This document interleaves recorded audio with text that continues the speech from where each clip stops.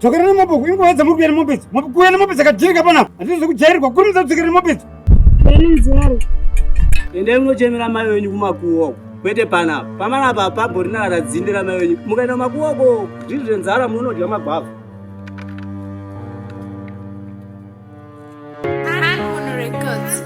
Godi komoto Receive Chamangura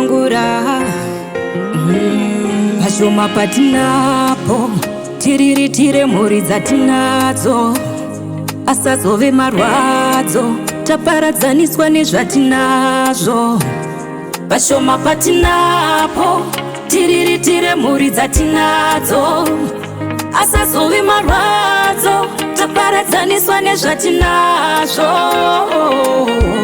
Musha usina mai Musha usina mai Musha usina mai Musha usina mai Musha usina mai Musha usina mai unerima Tenzi Tambira iwo pamusuwo wemusha uyo Musha usina mai Musha usina mai wakashata Tenzi Tambira iwo pamusuwo wemusha uyo Musha usina mai Musha usina mai unerima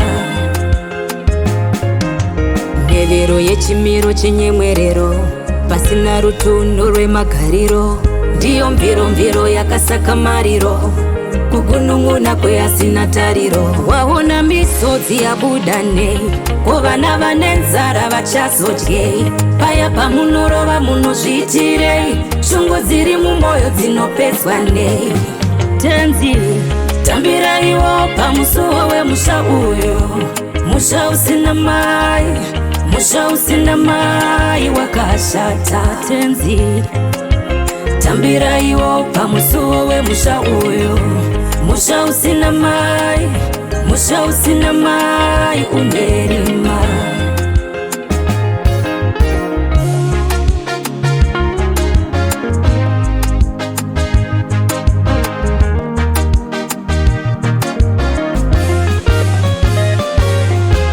Musha usina mai Musha usina mai Musha usina mai Musha usina mai Musha usina mai Musha usina mai unerima Tenzi Tambira iwo pamusuwo wemusha uyo Musha usina mai Musha usina mai wakashata Tenzi Tambira iwo pamusuwo wemusha uyo Musha usina mai Musha usina mai unerima